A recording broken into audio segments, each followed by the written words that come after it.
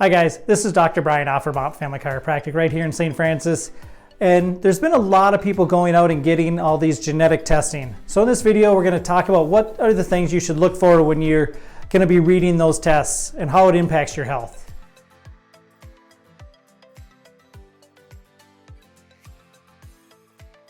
So places like 23andMe, there's a place called Prometheus. So there's all these new companies popping up all over the place that are offering gene testing, right? So figure out your genes, you'll figure out your health problems. Well, it is true in some cases, but really what we should be using that for is how we should be living our lives, how we should use it as a guide to things that we should avoid or what we need to add into our diets and the foods that we eat, okay? So what are some of the things that the big one that we talk about is often called the MTHFR gene? There's actually two separate genes that you'll see on a report that make up this MTHFR.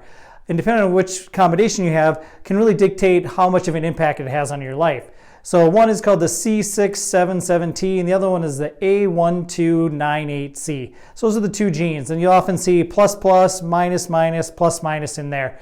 So if you think that you might have this, a lot of times there's going to be some kind of variant down in the midline of your body. So some of the things that I'll see on patients are going to be like a cleft palate, a deviated septum, scoliosis can be part of this issue, a fold over the corner of the eye, a lot of time called the epicanthal fold. So those are all indicative of things that are going to be in that midline area. So that can be pretty indicative of having this MTHFR gene mutation, because with what you need and what those genes can cause is the neural tube issues that people will get. So those are the things we want to look for. Often people will get testing done for this on a blood test and they'll get their folate level tested.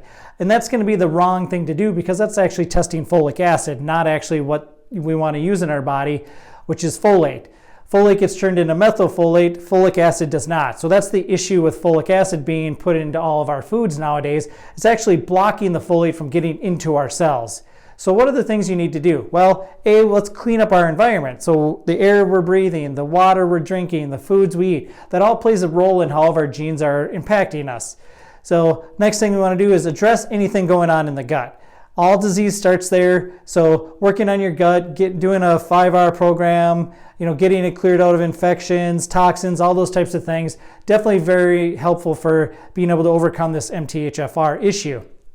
Lastly, we want to use the proper forms of the B vitamins, right? So you want to stay away from folic acid, because that just isn't the form that we want to use. So if you look at your multivitamin, turn it over, if it says folic acid, that's not going to be good for you, especially if you have this issue. We just don't utilize it very well in our bodies. So make sure you're using the correct forms in any B vitamins that you're taking just in general. So if you think you might have this issue, definitely give our office a call. We can set you on the path to better health, get this MTHFR gene working the way it should be, and helping you with any of those other issues you have. This is Dr. Brian Opp from Opp Family Chiropractic. Hope you enjoyed this video.